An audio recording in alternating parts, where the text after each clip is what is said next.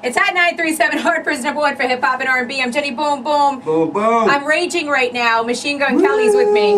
Lace up. And raging means what? Letting go of all the negative, experiencing the positive. Yeah, it almost sounds like a masturbation session with Jenny Boom Boom. Yes, I haven't had a masturbation session in quite a long time, but I have. I got a free Brazzers account yesterday. Brazzers, because I mentioned Brazzers in the interview. Yeah, you know, you feel. I don't know what that is. What is Brazzers that? is a great porn site. It's like one of the top 3 porn sites. You had to like get an account? Oh, like you have to pay, but they gave me a free one because I mentioned them and I was so down with porn. Oh wow. Oh, so that was a big deal for me. I watch a lot of you porn. I mean, UJizz is better. But no. It's the same thing. I mean, it's free. It's like, you know, it's all that free stuff. But Brazzers is, I'm talking like HD, like you're like there. You feel you. But you're like, okay, so you're Machine Gun Kelly. You're on the road constantly. You're 21 years old. You have to be having a lot of sex. Yeah, definitely. But I masturbate after sex too. Sometimes I'm a horny kid. I like as soon like after sex, like I've had sex. I've seen what she has to offer. It's done. 30 minutes pass, I'm ready, but I don't want her, I want to fantasize again, so I turn on some So what is, okay, let me just ask you then, since we're on the subject of this, what is then your ideal female? Who is it that you think about most and try to compare like a certain star or somebody? I dig really innocent girls on the outside, like around, like, you know, really quiet, really like, why are you with him type girls, you know, and then like as soon as they get behind the closed doors, like they're just whores, like just super sluts. So, you know, it's kind of like I'm just really into like really nasty things, but I'm all like I just really like the appearance of a really good girl. So like only I know she's a freak. So you have a 2-year-old child, yep. And you're not with the mother, I'm assuming. No. Okay, so how does she feel about this whole lifestyle of yours? I mean, you can't. I mean, I'm a real guy. I'm more like a blunt guy. Like just like tell you like straight up. Like I mean, like we're not together, so you don't have any choice. But was she your girlfriend when she got pregnant, or? She was like, I mean, we were like 16, 17, like, she was the one letting me stay in her house or her dormitory when, like, she was in college when I was in high school. Oh, wow. So she was the one letting me stay in her dormitory when my father would kick me out. So, like, she was like the down chick, you know, like, but, like, I mean, in my eyes, we were never together as far as girlfriend and boyfriend, label-wise, you know, labeled, we weren't labeled, but, you know, in her eyes, she's a girl, you get attached more, it's a little easier. But, you know, we're together as parents, period. And, you know, at the end of the day, like, that's a friend of mine. And, I mean, it's, you know. Do you love her? I've never loved her. Wow. Which is a bummer, because I didn't want my daughter to, I didn't want to have a daughter out of wedlock, or a kid out of wedlock. Right. You know, because, I mean, like, I definitely, I mean, of course, like, I'm wild, and I say, like, funny things, like, whores and sluts and all stuff like that, but at the end of the day, like, I still have ethics, and, I mean, I'm really big. I mean, I grew up without, you know, I grew up in a really, just a shitty parent situation, so, I mean, I would never want my daughter to grow up in that situation either, so, I mean, like, you know, to my daughter's knowledge, like, her parents are cool. Right. Like, she has a mom and a dad, you know, so, like, that's all I really care about. So, talk to me then about your family life. Family life as far as like mine, or like me? Yes, as far as yours. I mean, you said your father would kick you out. Why? He was like, Have you ever, remember like the way Hitler like controlled Jews and stuff like that? Yes. That's like how like my father controlled me. Like just he was like real controlling. I love him. Stuck with me for sure, but I mean, like, you know, he kind of experienced some bad things. I mean, like his dad got like shot in the head when he was a kid in front of him by a gun dropping and coming up, something crazy, right? And you know, his wife and my mom like left him. Like she was sleeping with her professor. She was, you know, she was one of those people like she does something. She's like a scientist or something. I don't know what she does, but you know, she was in school and she like left like randomly with like a professor when I was 9. You know, so he went through like years and years of depression. So like when he came out of the depression, he was just kind of pissed at the world.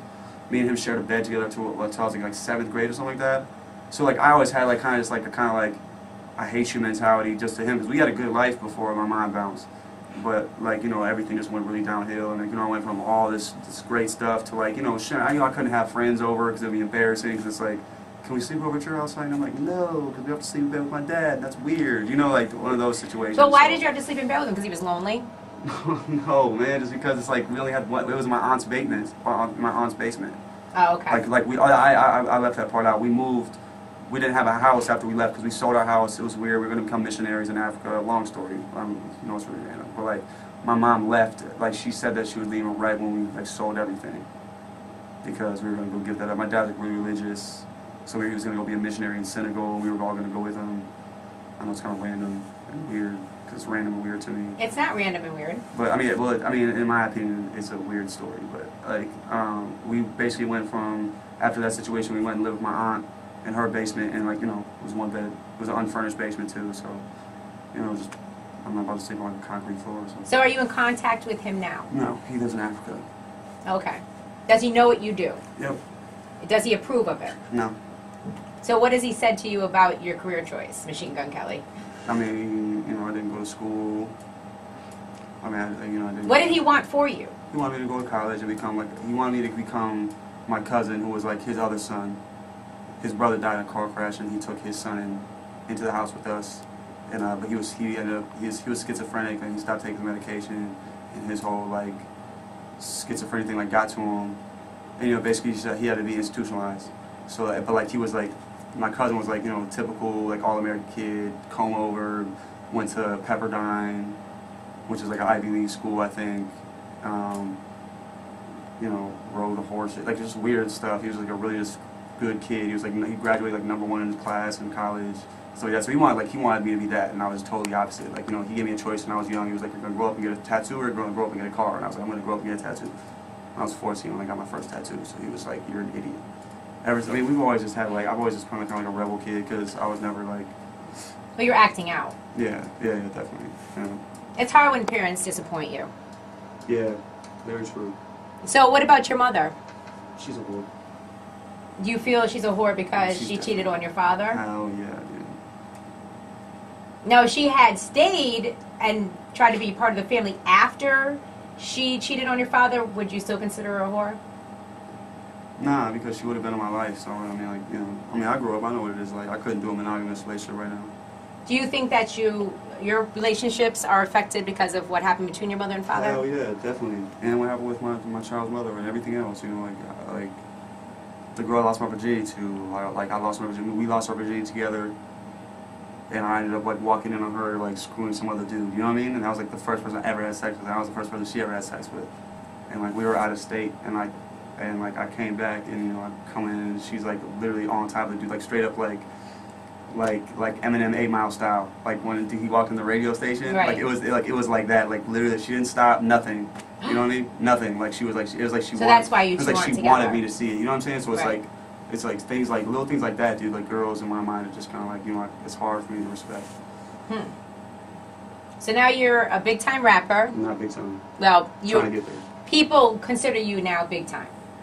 Your name is in certain circles. You're being mentioned all over the place. That's cool. Especially, you know, with the whole situation with Diddy that you signed with him, because that's a big deal. That guy is going to be what?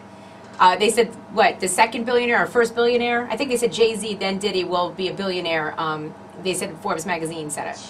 So, I mean, this guy's got endless amounts of money, and now you are associated with him.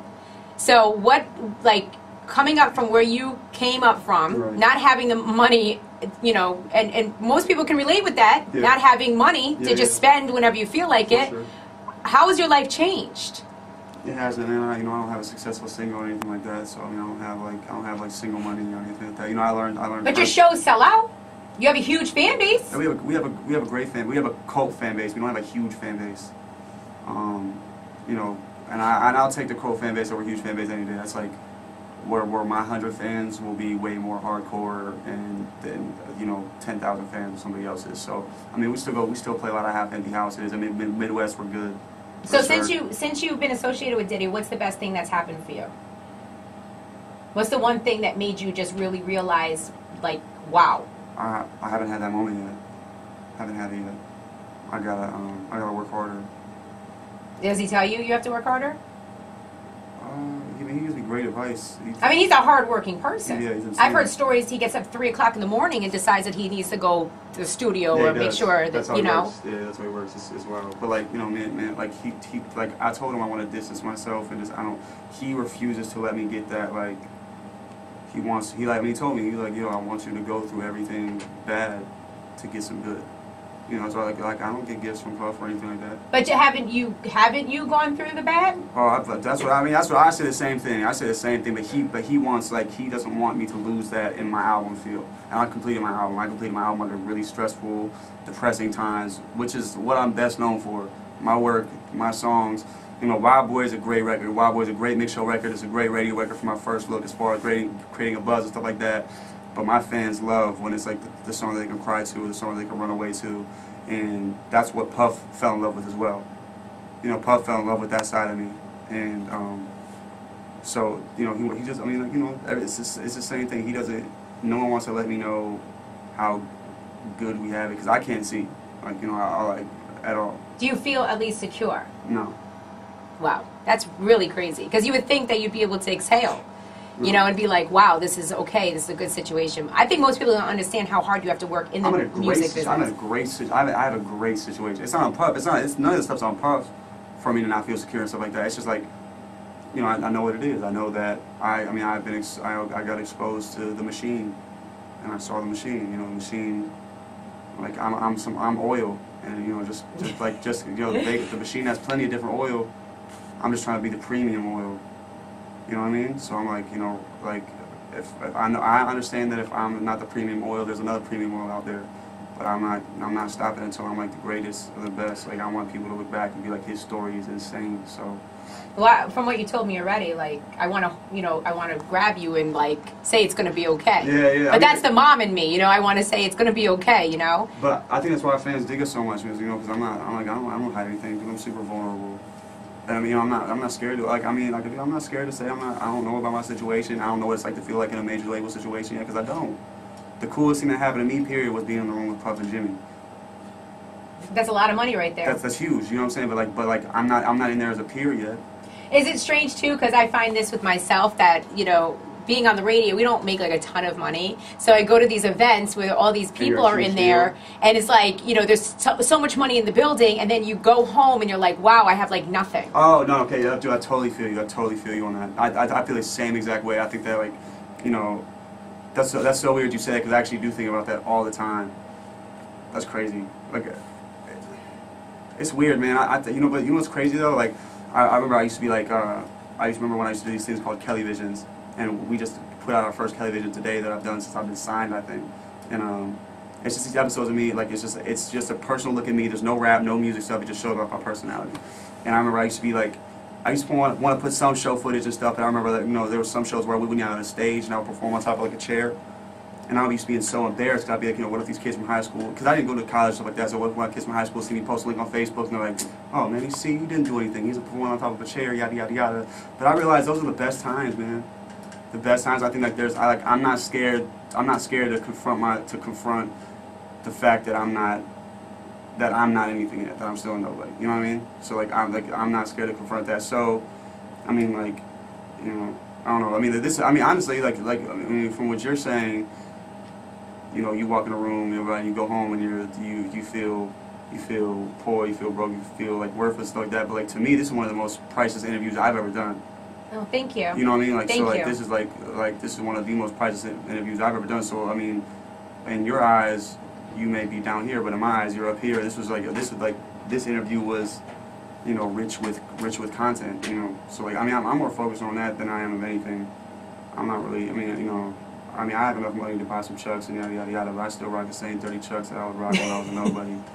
And I still rock just like punk rock t-shirts and stuff like that. Like, dude, I'm just a normal kid, man. I just want my story to be heard, really, because I know there's a bunch of kids with the same story or even worse. So. Well, your story has been heard, and it will be continued, I'm sure, to be heard. When should we look for an album?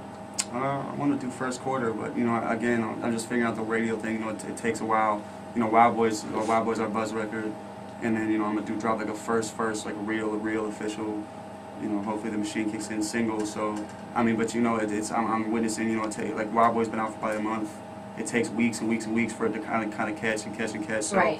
You know, and then you want to let it live. You don't want to just right when it gets there, you just hit it with another one. So, I mean, I don't know, man. I just really want to get like a successful single out first before we do the album. But you know, the album's finished. It's ready. It's called Lace Up, and hopefully we can do something first quarter, man. Well, congratulations to you, Machine Gun Kelly. Thank you, Jenny Boom Boom. It's Hot 937. Lace Up.